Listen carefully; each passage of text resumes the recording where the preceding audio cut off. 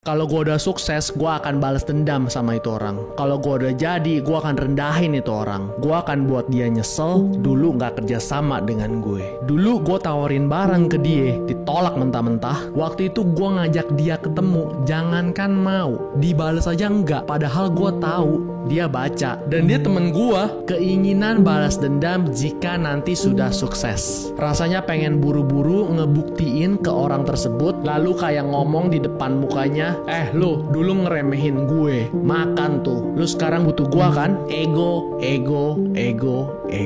Saya pikir kalau punya pemikiran seperti itu, rasanya nggak akan bisa cepet deh majunya. Paling suksesnya ya udah mentok sampai di level tersebut, agak susah untuk naik ke level berikutnya. Karena pengen ngomong I told you dan memenuhi ego. Saya akan cerita satu hal. Dulu ini salah satu pabrik baju. 5 tahun lalu, saya datang ke tempat dia. Ceritanya ingin buat baju lah saya di tempat dia sebagai anak baru.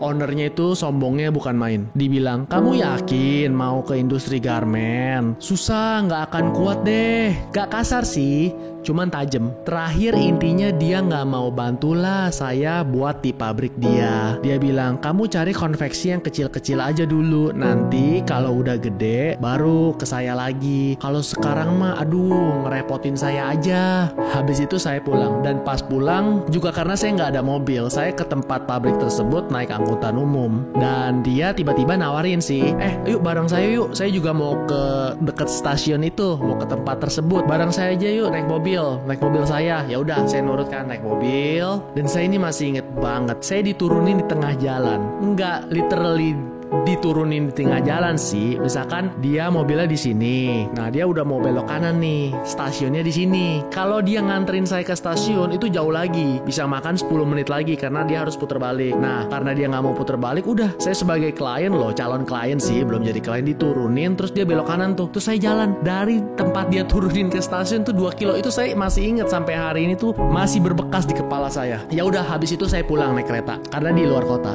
Di jalan kesel, kok gue kayak direndahin banget ya. Gue nggak nawarin barang loh, gue nggak jualan loh ke dia. Gue mau sebagai klien ke dia. Gue malahan mau kasih duit ke dia kan sebagai klien. Ya udah, fast forward 5 tahun kemudian COVID terjadi.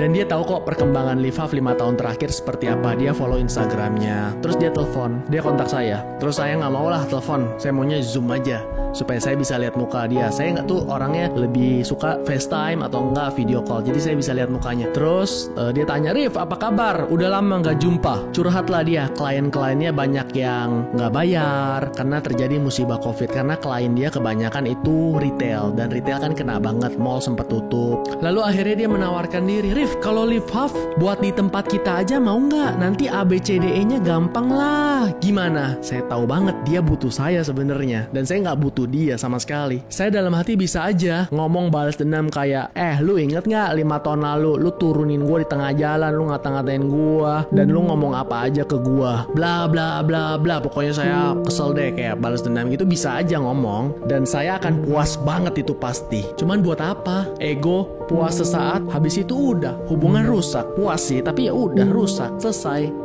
Saya juga sebenarnya butuh dia kok, walaupun gak butuh-butuh banget, untuk pabrik tambahan aja yang terpercaya. Apa sih moral cerita ini? Bukan soal jangan sombong, tapi soal diri kita yang sedang merintis karir. Saya gak salahin mereka ketika awal-awal tidak mau bekerja sama dengan saya. Saya juga mungkin kalau jadi mereka, kalau di posisi mereka nih yang gede, ngelihat saya 5 tahun lalu yang ke pabriknya aja naik angkutan umum, mungkin juga saya gak akan percaya lah dengan diri saya 5 tahun yang lalu. Gak akan mau kerja sama, takut juga ditipu atau diapa-apain kan. Iya, mereka juga kadang ngomong baik di depan, tapi di belakang kita ngata-ngatain, bilang kita akan bangkrut 6 bulan lagi, atau kita akan bangkrut tahun depan. Iya, saya tahu kok, karena di dalam game kehidupan ini sebenarnya kita harus buktiin dulu. Gak bisa belum jadi apa-apa udah merasa harus dihormatin.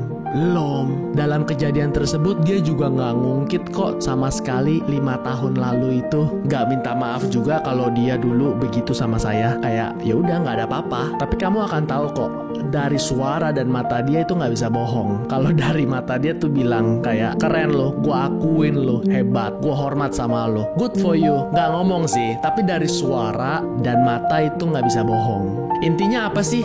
Intinya adalah kalau kamu belum pantas dihormatin, ya udah terima aja, wajar. Belum jadi apa-apa kok minta dihormatin.